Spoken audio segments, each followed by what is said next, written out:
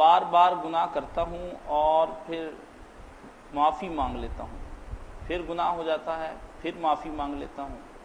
بارہا ایسا ہوا ہے، اب تو تنگ آ گیا ہوں،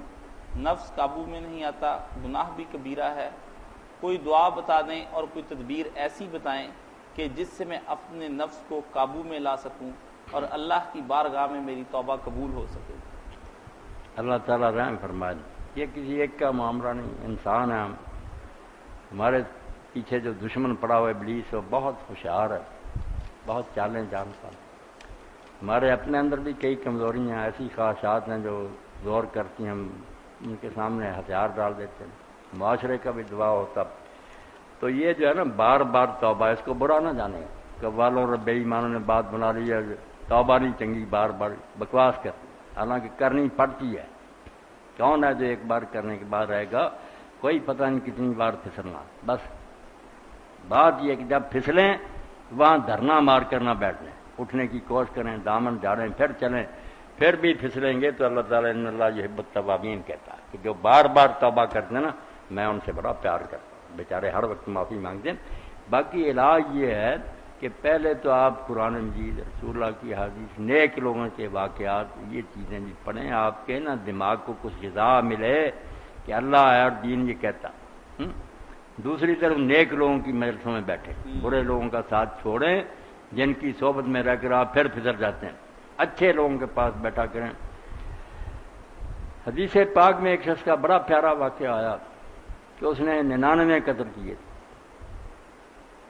اس نے عالموں سے پوچھا جب اس کے اندر اللہ کا خوف پیدا ہوا نا، کیا بنے گا یار، 99 قتل، 100 سے ایک کم۔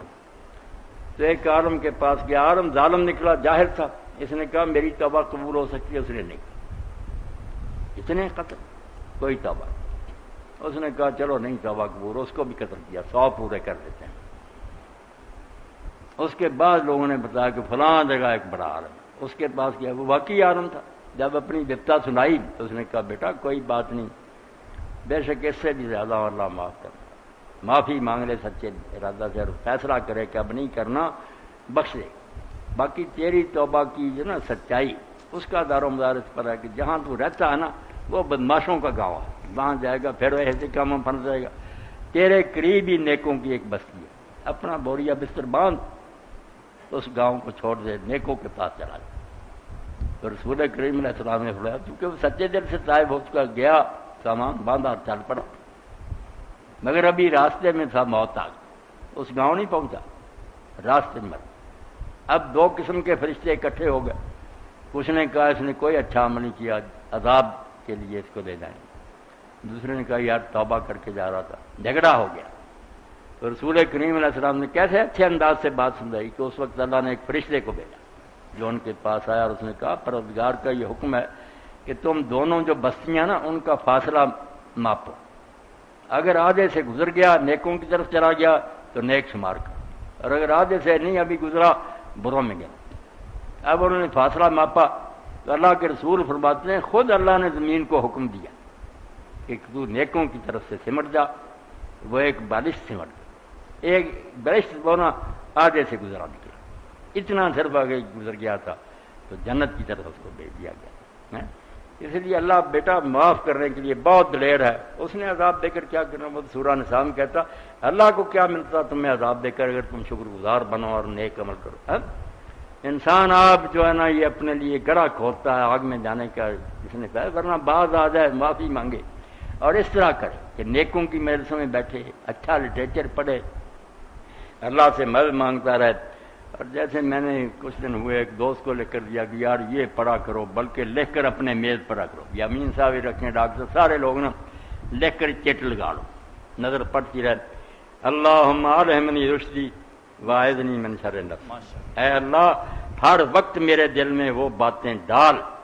جس میں میرے لیے ہدایت اور بہتری، اور جو میرا نفس شرارتیں سجاتا نا برے کام، ان سے مجھے بچا کر رکھ۔ دو ہی شے، خیال پاک، عمل پاک۔ فرمایا شیطان کے خیالات سے بچا، دل میں خیال آئیں نیک کام ہوں تو ویسے ہی جن سے تو راضی ہے، نفس کے کہنے پر مان لو۔ اللہم اہدنی سددنی، یہ بھی سکھایا آپ نے، اور حضور نے جو ذکر سکھایا نا ہمارا ہی ذکر اسی لیے بہتر ہوگا نا کہ لفظ ہی پڑھتے ہیں دھیان نہیں کرتے کہ آپ نے جب یہ بات سمجھائی اللہ مہدنی سدنی مثال دی کہ ادھر تم مہدنی کہہ رہے ہو اللہ مجھے سیدھا راستہ دکھا، تو ذہن میں بالکل آپ پڑھے لکھے بیٹھے آپ کے سامنے ایک ایسی سڑک ہو جو بالکل سیدھی ہے، کھڈ نہیں، رستے نہیں، پر میں اسے سوچو کہ ایک راستہ ہے سیدھا لمبا جو میں مانگ رہا ہوں کہ اللہ اس پر مجھے چلا جس میں کوئی ٹیڑھ نہیں، اللہ مہدنی۔ اور جب سدنی کہو تو فرمایا جس طرح تیر ہوتا نا، تیر کا جو ہوتا نا لکڑی، اگر ذرا اس میں ٹیڑھ ہو تیر نہیں نشانے پر لگا تو پھر ادھر ادھر نکل جائے گا۔ مجھے سیدھا راستہ دکھا ہر وقت، وصدنی، اور مجھے ہر حال میں درست رکھ، صحیح چلا ہے۔ یہ دو باتیں مہدنی کہہ رہے ہو تو ایک بہت اچھی سڑک کا اندازہ کرو، یہ صراط نہیں، اس پر جاؤ۔ سدنی کہو تو تیر کی طرح سمجھو کہ جس طرح تیر کو وہ نا تیر بنانے والے دیکھتے کہ ذرا بھی اس میں ٹیڑھ ہوئی نا نشانہ خطا ہو جائے۔ سدنی مجھے بالکل درست اور ٹھیک ٹھاک چلاتے رہے۔ تو دو دعائیں، اللہم الہمنی رشدی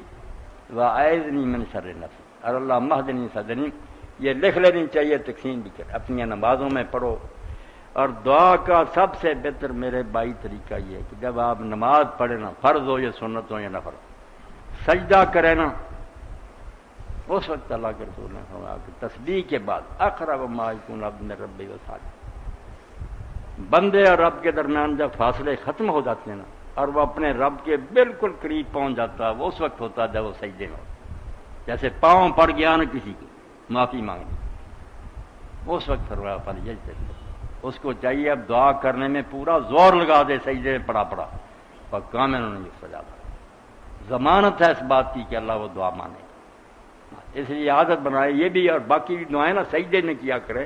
یہ جو بعد میں کرتے ہیں نا، اسی لیے ان میں کوئی ایسا نہیں، حضور نے نہیں کی، پوری عمر نہیں نماز کے بعد ہاتھ اٹھائے دعا کی، کسی نے کہہ دیا کر رہے، وہ نماز میں کرتے تھے، رکوع میں کر رہے ہیں، سجدے میں کر رہے ہیں، دعا ہی دعا پوری نماز۔ 7 موقع ہیں نماز کے اندر اندر جہاں حضور رک رک کے دعا کرتے، ہم نے دعا چھوڑ دی، بعد میں ہوش آئی کہ اب دعائیں کرنی، ہاتھ اٹھاتے پھرنے۔ اور نماز میں جب معراج تھی تو ہم دنیا سے کٹ گئے تھے، کسی سے بول نہیں سکتے تھے، کھا پی اللہ سے چلے، سلام تو پھر دنیا میں آ گئے، اس وقت ہی ہونی بات کی جب اللہ کے سامنے کھڑے۔